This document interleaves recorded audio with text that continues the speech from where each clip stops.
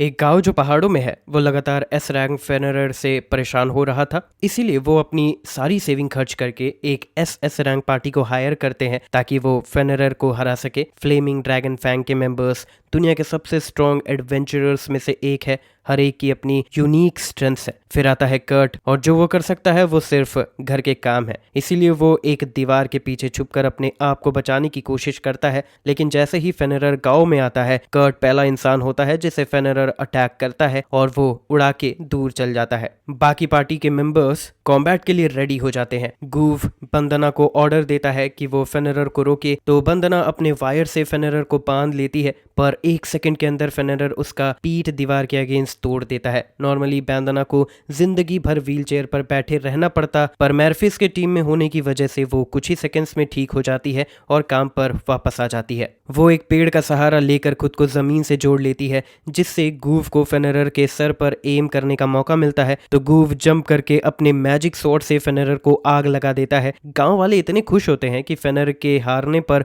वो पार्टी के लिए एक फीस्ट बना लेते हैं। चाहे गांव का पैसा खत्म हो गया हो, लेकिन गैनोवा को ये सारी पीज एंड फूड बिल्कुल नहीं पसंद। वो कर्ट को कह के अपने लिए एक अच्छा मील बनाने को कहता है। बंदना उससे कहती है कि कुछ स्पेशल बनाए, क्योंकि आज उनके पास आखिरी दिन है कर्ट के कुकिंग का मजा लेने का। कर्ट को ये समझ नहीं आता इसका मतलब क्या है, तो वो गूव से पूछता है। गूव उसे बताता है कि आज के बाद वो फायर हो गया है। कर्ट को समझ नहीं आता कि उसे क्यों निकाला जा रहा है, तो वो गूव से पूछता है कि क्या उसने कुछ गलत किया है। गूव कहता है कि प्रॉब्लम ये है कि कर्ट काम का नहीं है। हाँ, वो पार्टी के चोर्स को संभालता है, लेकिन उसके अलावा वो फाइट में कुछ काम का नहीं है। पार्टीज में सिर्फ 4 मेंबर्स होते हैं, तो अगर वो अपनी पार्टी को स्ट्रॉन्ग बनाना चाहते हैं तो उन्हें कर्ट को रिप्लेस करना पड़ेगा किसी पावरफुल मेज या कम से कम किसी ऐसे इंसान से जो लड़ाई कर सके। कर्ट उनसे रिक्वेस्ट करता है कि वो उसे पार्टी में रहने दे, लेकिन गूव उसे पेट में किक मार देता है, क्योंकि वो कर्ट की शिकायतें सुनने से परेशान हो गया है। उन्हें अब उसकी जरूरत नहीं है और ये फाइनल है। अगले दिन कर्ट अपने आप गांव छोड़ देता है बिना किसी जगह के, और उसका वॉलेट भी बिल्कुल खाली होता है। कर्ट आखिरकार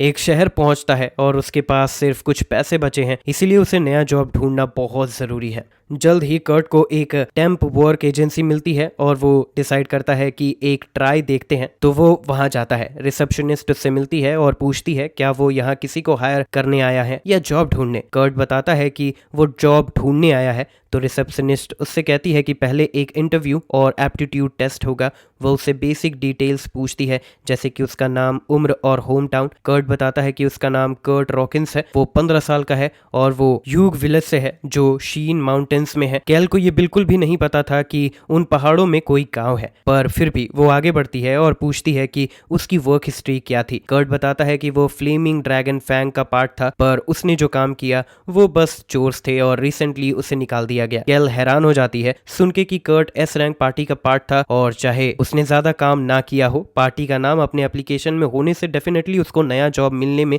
मदद मिलेगी। कर्ट को ये सुनकर थोड़ा होप मिलता है और अब बस उसे एप्टीट्यूड टेस्ट देना है ताकि कैल जान सके कि उसके स्ट्रेंथ और वीकनेसेस क्या है। इस दुनिया में एप्टीट्यूड्स वो गिफ्ट्स होते हैं जो गॉड से मिलती है, और अगर कर्ट लकी रहा तो आज वो कोई हिडन टैलेंट डिस्कवर कर सकता है। एप्टीट्यूड्स को जी रैंक से लेकर ट्रिपल एस रैंक तक ग्रेड किया जाता है, और एप्टीट्यूड रैंक के बीच का फर्क इतना ज्यादा होता है कि जी रैंक स्वॉर्ड स्किल वाला इंसान बेयरली स्वॉर्ड उठा भी नहीं सकता, जबकि ए रैंक स्वॉर्ड स्किल वाला इंसान आसानी से एक पत्थर को स्वॉर्ड से 2 टुकड़े कर सकता है। कर्ट को एक्साइटमेंट होती है ये जानने की कि उसके पास कोई टैलेंट है या नहीं, लेकिन अनफॉर्चुनेटली उसके पास एप्टीट्यूड शीट पे सारे कॉम्बैट स्किल्स जी रैंक है, तो अब उसके पास कॉम्बैट रोल लेने का कोई चांस नहीं है।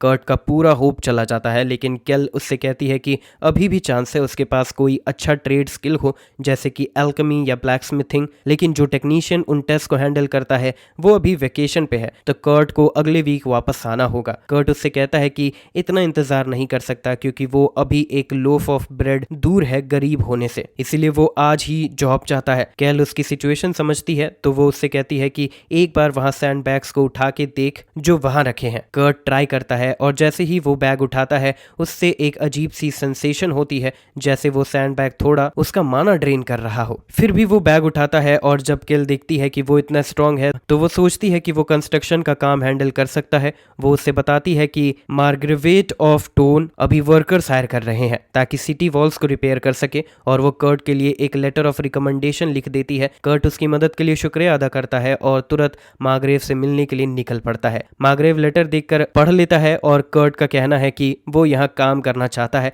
लेकिन उसे लगता है कि कर्ट कंस्ट्रक्शन का काम हैंडल नहीं कर सकता। फिर भी वो सोचता है कि उसे जितनी मदद मिले उतनी अच्छी रहेगी, तो वो कर्ट को एक चांस देने का फैसला करता है। मार्ग्रेव कर्ट को कहता है कि वो कुछ सीमेंट मिक्स करे और वॉल रिपेयर करे और उसकी पे इस बात पर डिपेंड करेगी कि वो कितना काम करता है। मार्ग्रेव वापस आकर कर्ट का प्रोग्रेस चेक करेगा और उससे कहता है कि वो जल्दी काम शुरू करे, क्योंकि अगर वो मार्ग्रेव के वापस आने तक आधा बैरल सीमेंट भी यूज नहीं करता तो उसकी पे काफी कम हो जाएगी। कर्ट एक सवाल पूछना चाहता है, क्योंकि मार्ग्रेव ने कभी भी सीमेंट में माना डालने की बात नहीं की थी ताकि सीमेंट को स्ट्रॉन्ग बनाया जा सके, लेकिन वो चुप रहने का फैसला करता है क्योंकि शायद ये कॉमन नॉलेज होगा। फिर भी वो सरप्राइज होता है कि कोटा सिर्फ आधा बैरल सीमेंट का है, क्योंकि ये बहुत आसान लगता है। तो वो डिसाइड करता है कि वो जितना हो सके सीमेंट यूज करेगा ताकि जब मार्ग्रेव वापस आए वो काफी कम हो चुका हो। जब मार्ग्रेव वापस आता है तो वो देखकर हैरान हो जाता है कि कर्ट ने ऑलरेडी पूरे वॉल का एक सेक्शन रिपेयर कर लिया है। कर्ट उससे माफी मांगता है और कहता है कि वो और ज्यादा कर सकता था, लेकिन वो सीमेंट हाफ वे में खत्म हो गया था। मार्ग्रेव को भी बिलीव करना मुश्किल हो रहा है, कर्ट ने सच में वेस्टर्न वॉल का थर्ड पार्ट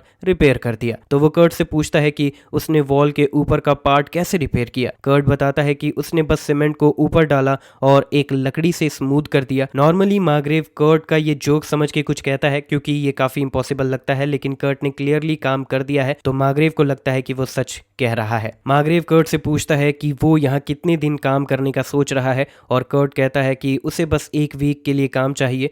मार्ग्रेव खुश होता है सुन के और कहता है कि आज के लिए वो काफी काम कर चुका है तो वो घर जा सकता है। उसके पास कर्ट को सारे काम का पैसा देने के लिए इनफ पैसा नहीं है, तो वो उसे एक छोटा पाउच देता है और वादा करता है कि बाकी पैसे टेम्प एजेंसी के थ्रू भेज देगा। कर्ट हैरान होता है क्योंकि वो छोटा पाउच इतना पैसा रखता है जो उसने हीरो पार्टी के साथ काम करते हुए भी कभी नहीं कमाया था। अगले कुछ दिन तक कर्ट लगातार वॉल रिपेयर करने का काम करता है, लेकिन अचानक मार्ग्रेव उससे कहता है कि अब वो फायर हो गया है। कर्ट पूछता है क्यों, तो मार्ग्रेव एक्सप्लेन करता है कि वॉल रिपेयर्स का काम गरीबों के लिए जॉब्स प्रोवाइड करने के लिए था, लेकिन कर्ट बहुत ज्यादा एफिशिएंट है तो अगर वो यहाँ काम करता रहेगा तो किसी और को काम नहीं मिलेगा। मार्ग्रेव कर्ट से गुस्सा नहीं है, लेकिन उसने जो देखा उससे लगता है कि कर्ट का एबिलिटी कम से कम डबल एस रैंक का है, अगर ट्रिपल एस रैंक ना हो। तो मार्ग्रेव कहता है कि कर्ट को रॉयल कैपिटल या कहीं और काम मिलना चाहिए। वो कर्ट को एक लंप सम पेमेंट देता है कंपनसेशन के रूप में, क्योंकि वो इतनी जल्दी फायर हो गया और फिर वहां से चल पड़ता है। लेकिन कर्ट पूरी तरह से सिचुएशन को गलत समझ लेता है और सोचता है कि मार्ग्रेव ने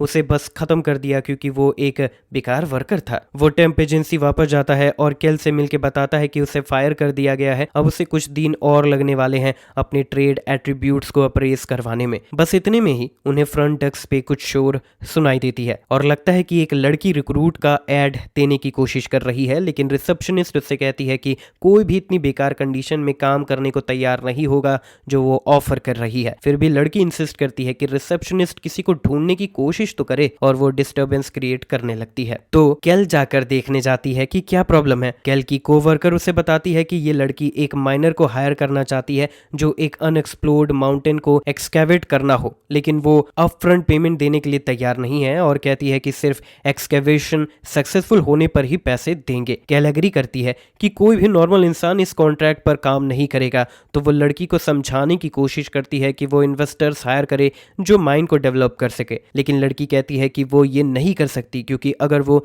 इस हफ्ते तक टैक्सेस नहीं पे करते तो उनके माइन को एम्पावर काउंट कर लिया जाएगा। तभी कर्ट आकर कहता है कि वो इतना पागल है कि ऐसा जॉब कर सकता है। आखिरकार अपने गांव में वो माइन एक्सकैवेशन में मदद करता था तो उसे थोड़ी एक्सपीरियंस है। केल कर्ट से पूछती है कि क्या वो श्योर है, क्योंकि जो कॉन्ट्रैक्ट लड़की ऑफर कर रही है उसमें ये पॉसिबल है कि वो बिल्कुल भी पे ना करे। कर्ट को कुछ कहने से पहले लड़की उसे कट कर देती है और कहती है कि वो एक्चुअली एक ब्रॉनी डॉफ को हायर करना चाहती थी, ना कि एक हेल्पलेस लड़के को। इसीलिए उसे कर्ट को हायर करना थोड़ा बुरा लगता है, लेकिन कोई ड्रॉफ अप फ्रंट पेमेंट के बिना काम नहीं करेगा और लड़की के पास उतना पैसा नहीं है, तो वो कर्ट को ले लेती है। जैसे ही कर्ट और लड़की निकलते हैं, केल को बुरा लगता है कि उसने कर्ट को ये जॉब लेने दी क्योंकि ये शायद इतना वर्थ नहीं है। सच में वो वो सोचती है कि कर्ट को एक ब्रॉदल में काम करना चाहिए था क्योंकि वहां उसे ज्यादा पैसा मिलता और वो उसके साथ रात गुजारना चाहती है। जब वो कर्ट के बारे में सोच रही होती है, उसकी कोवर्कर उसका ध्यान खींचती है और बताती है कि अभी एक बैंक ट्रांसफर आया है, लगता है वो बाकी पैसा है जो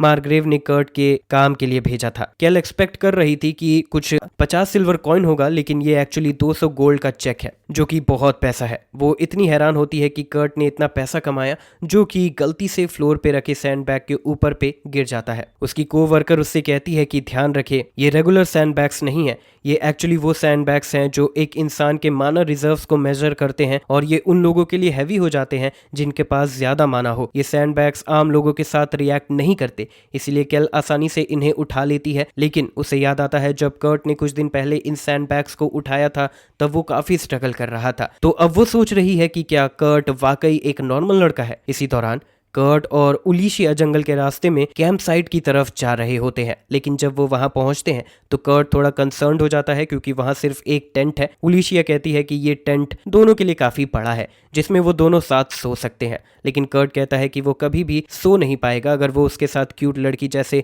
उलिशिया के पास हो। उलिशिया कर्ट को क्यूट कहते हुए सुन के थोड़ा अपसेट हो जाती है क्योंकि वो सोचती है कि कर्ट बस उससे फ्लैटरी कर रहा है, लेकिन कर्ट सच में कहता है कि उसे वाकई उलिशिया क्यूट लगती है। उलिशिया को समझ आता है कि कर्ट सच कह रहा है, तो वो थोड़ा रिलैक्स्ड हो जाती है और उसे एक पोटैटो देती है डिनर के लिए। ये बस एक बॉइल्ड पोटैटो है, लेकिन कर्ट को ये इतना ज्यादा अप्रिशिएट होता है क्योंकि काफी दिन हो गए थे जब किसी ने उसके लिए खाना बनाया हो। उसे ये भी अच्छा लगता है कि उलिशिया उसके साथ बैठकर खाना खा रही है, क्योंकि गुवा और हीरो पार्टी के दूसरे मेंबर्स हमेशा कर्ट को उनके साथ खाना खाने नहीं देते थे। रात को कर्ट और उलिशिया सो जाते हैं, लेकिन कर्ट को नींद आने में मुश्किल होती है क्योंकि उलिशिया अपने अंडरवियर में सो रही थी। वो कभी भी सो नहीं पाएगा अगर उसके पास क्यूट लड़की जैसे उलिशिया हो, वो भी इस हालत में। तो वो डिसाइड करता है कि टेंट से बाहर निकल जाएगा और रात बाहर सोएगा। जैसे ही कर्ट टेंट से बाहर निकलता है, उलिशिया अपनी आंखें खोलती है क्योंकि वो बस सो रही थी। उसने जानबूझकर अपने अंडरवियर्स में सोया था ये देखने के लिए कि कर्ट उसकी नींद में कुछ गलत तो नहीं करेगा, लेकिन अब उसे पता चल जाता है कि कर्ट अच्छा इंसान है। अगली सुबह उलिशिया उठती है और टेंट से बाहर जाती है। वो कर्ट को एक पेड़ के नीचे सोते हुए देखकर थोड़ा बुरा फील करती है, लेकिन फिर वो देखती है कि उसका जैकेट रिपेयर हो गया है। कर्ट जल्दी से उठ जाता है, तो उलिशिया उससे पूछती है कि क्या उसने उसका जैकेट रिपेयर किया था, और कर्ट कंफर्म करता है। उलिशिया ये सुनकर बहुत इंप्रेस हो जाती है कि उसके पास इतनी अच्छी स्विमिंग स्किल्स है और वो सोचने लगती है कि क्या कर्ट माइनिंग में इतना टैलेंटेड होगा, लेकिन अब दूसरा कोई ढूंढ नहीं सकती तो उन्हें काम शुरू करना होगा। कर्ट उलिशिया से पूछता है कि क्या उसने माइनिंग के लिए कोई लोकेशन डिसाइड की है, लेकिन वो बस रैंडम जगह पे डिगिंग करने वाली थी और प्रे कर रही थी कि कोई वैल्यूएबल ओर्स मिल जाए। कर्ट उससे कहता है कि अगर वो ऐसे सर्च करेगी तो कुछ नहीं मिलेगा और वो एक ज्यादा एफिशिएंट तरीके से काम करने का जानता है। वो उलिशिया को माउंटेन के एक हिस्से में ले जाता है और थोड़ा देखने के बाद वो एक पत्थर ढूंढ लेता है जो जेमस्टोन से भरा होता है। उलिशिया हैरान हो जाती है कि कर्ट ने इतनी आसानी से ये ढूंढ लिया, लेकिन कुछ ही मिनट्स में कर्ट उस माउंटेन के हर एक जेमस्टोन को ढूंढ निकालता है। उलिशिया को यकीन ही नहीं होता क्योंकि अगर वो सारे जेम्स बेच देगी तो वो अपना सारा कर्जा चुका सकती है, लेकिन कर्ट उससे कहता है कि वो इन्हें बेच नहीं सकती। उलिशिया को ये समझ नहीं आता कि कर्ट सही कह रहा था क्योंकि वो ही था जिसके द्वारा सारे जेम्स ढूंढे गए थे, तो वो पैसा उसे ही मिलेगा। लेकिन कर्ट को ये मतलब नहीं था, वो बस ये कहना चाहता था कि अगर वो जेम्स को पहले मैजिक क्रिस्टल्स में बदल दे तो उनका वैल्यू और बढ़ जाएगा। उलिशिया थोड़ी कंफ्यूज्ड हो जाती है, लेकिन वो कह देती है कि किंगडम में बस 10 ही ऐसे मेजेस हैं जो इतने स्किल्ड हैं कि वो जेम्स को मैजिक क्रिस्टल में बदल सकते हैं। तभी कर्ट वो सब कहने के बाद एक जेम को मैजिक क्रिस्टल में बदल देता है। उलिशिया ये सब देखकर शॉक्ड हो जाती है क्योंकि कर्ट ने सिर्फ 1 सेकंड में मैजिक क्रिस्टल बना दिया, जबकि सबसे एक्सपीरियंस मेजेस को भी एक मैजिक क्रिस्टल बनाने में कम से कम 1 घंटा लगता है। जब कर्ट सारे जेम्स को क्रिस्टल में बदल लेता है तो वो उलिशिया को कह देता है कि वो इन्हें बेचने के लिए जा सकती है और वो माउंटेन पर रुक जाता है क्योंकि उसे कुछ काम और करना है। उलिशिया सिटी के कस्टम्स एजेंसी में जाकर बताती है कि वो मैजिक क्रिस्टल बेचना चाहती है रॉयल कैपिटल में। मैजिक क्रिस्टल्स बहुत वैल्यूएबल होते हैं, इसलिए एजेंट्स उससे पूछते हैं कि ये क्रिस्टल्स उसने कहां से लिए हैं। उलिशिया को पता है कि वो नहीं मानेंगे अगर वो बस ये कहेगी कि एक रैंडम लड़के ने ये बनाए, तो वो अपना रॉयल फैमिली का एम्बलम दिखा देती है ताकि वो और सवाल ना पूछे। ये एक थोड़ा ब्लफ होता है क्योंकि वो काफी पहले रॉयल फैमिली के लिए काम कर रही थी और उन्होंने उसका एम्बलम अभी तक वापस नहीं लिया था, लेकिन ये ट्रिक काम कर जाती है और कस्टम एजेंट्स उसे टेलीपोर्टेशन सर्कल से कैपिटल भेज देते हैं। वहां पहुंचकर उलिशिया अपनी पुरानी दोस्त मिमिको के शॉप पर जाती है और उसे बताती है कि उसके पास कुछ मैजिक जेम्स है बेचने के लिए। मिमिको उन्हें देखकर सोचती है कि ये ज्यादा वैल्यूएबल नहीं है, लेकिन जब वो इन्हें ध्यान से देखती है तो इसे पता चलता है कि इनमें नॉर्मल जेम से 10 गुना ज्यादा माना एम्ब्यूडेड है। तो ये क्रिस्टल 10 गोल्ड कॉइन के है। उलूशिया का चेहरा देखने लायक होता है क्योंकि कर्ट ने उसे 50 ऐसे क्रिस्टल्स दिए थे। मिमिको कैजुअल तरीके से उलूशिया को 500 गोल्ड कॉइन का एक बैग दे देती है, लेकिन जाने से पहले मिमिको के पास उलूशिया के लिए 2 रिक्वेस्ट होती हैं। पहली,